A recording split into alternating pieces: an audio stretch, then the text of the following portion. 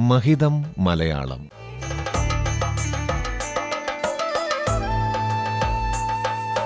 മലയാള ഭാഷയുടെ മഹിമകൾ കേട്ടറിയാൻ ഒരു സർഗയാത്ര.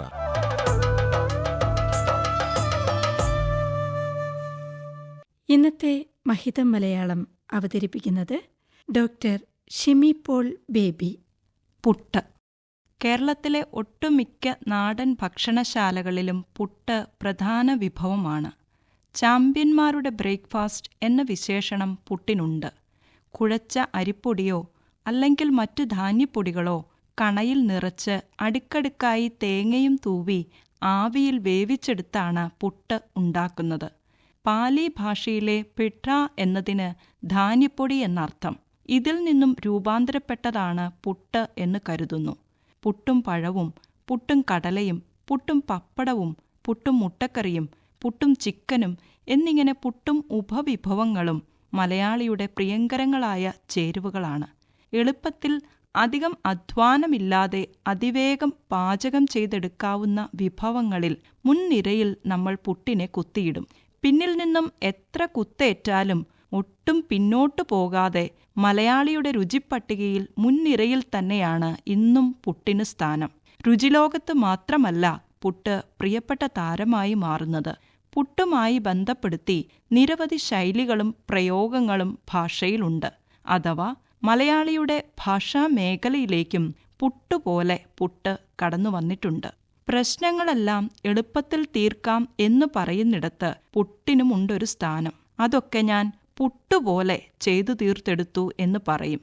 പ്രധാനപ്പെട്ട തീരുമാനങ്ങൾ എടുക്കുമ്പോൾ ഒന്നും മിണ്ടാതിരിക്കുന്നവരെ വിശേഷിപ്പിക്കാൻ പൊട്ടൻ പുട്ട് വിഴുങ്ങിയതുപോലെ എന്നൊരു പ്രയോഗം ഭാഷയിലുണ്ട്. പുട്ടിന് പീര പോലെ എന്നും നാം ചിലപ്പോഴൊക്കെ പറയാറുണ്ട്. പുട്ടിന് തേങ്ങാപ്പീര എല്ലായിടത്തും ചേർക്കാറില്ല എന്നതുപോലെ തന്നെ എല്ലായ്പ്പോഴും പ്രവർത്തിച്ചില്ലെങ്കിലും വല്ലപ്പോഴുമൊക്കെ ഇടപെടുന്നവരെ സൂചിപ്പിക്കാൻ പുട്ടിന് പീര പോലെ എന്ന് പ്രയോഗിക്കുന്നു.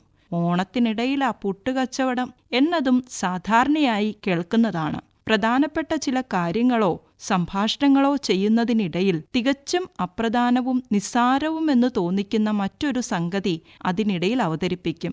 ഈ സന്ദർഭത്തിലാണ് ഇത്തരം പരാമർശം നാം നടത്താറുള്ളത്. പുട്ടടി മറ്റൊരു ശൈലിയാണ്. മറ്റുള്ളവർക്ക് ഒരു ഉപകാരവും ചെയ്യാതെ ധൂർത്തടിച്ചു കളയുന്നതിനെയാണ് പുട്ടടി കൊണ്ട് ലക്ഷ്യമാക്കുന്നത്. 1992 പുറത്തിറങ്ങിയ സൂര്യമാനസം എന്ന സിനിമയിൽ മമ്മൂട്ടി അവതരിപ്പിച്ച കഥാപാത്രത്തിന്റെ പേരാണ് പുട്ടുറുമീസ്. പുട്ട് ഏറെ പ്രിയമായതുകൊണ്ടാണ് പ്രസ്തുത സിനിമയിൽ വിളിപ്പേരായി പുട്ട് രൂപാന്തരപ്പെട്ടത്.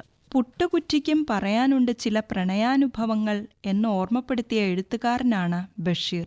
ആനവാരിയും പൊൻകുരിശും എന്ന നോവലിൽ ഹോട്ടൽ ഉടമയായ ഒറ്റക്കണ്ണൻ പോക്കറുടെ ഒരേയൊരു മകൾ സൈനബ തന്റെ കാമുകന് ആരോഗ്യപുഷ്ടിയുണ്ടാകാൻ കണ്ടെത്തുന്ന പോംവഴി പുട്ടിനുള്ളിൽ പുഴുങ്ങിയ കോഴിമുട്ട ഒളിപ്പിച്ച് കാമുകനായ മണ്ടൻ മൂത്താപ്പായ്ക്ക് കൊടുക്കുക എന്നതാണ്. പുഴുങ്ങിയ കോഴിമുട്ടകൾ നശിക്കട്ടെ എന്ന് ഹോട്ടലിലെ ഇതര പറ്റുപടിക്കാർ മുദ്രാവാക്യം വിളിക്കുമ്പോഴും പ്രണയം പൂത്തുലയുന്നത് സുന്ദരിമണിയായ സൈനബയുടെ പുട്ടുമഹാത്മ്യത്തിലാണ്.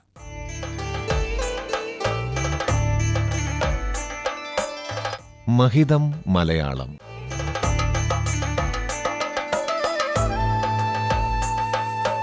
മലയാള ഭാഷയുടെ മഹിമകൾ കേട്ടറിയാൻ ഒരു സർഗയാത്ര.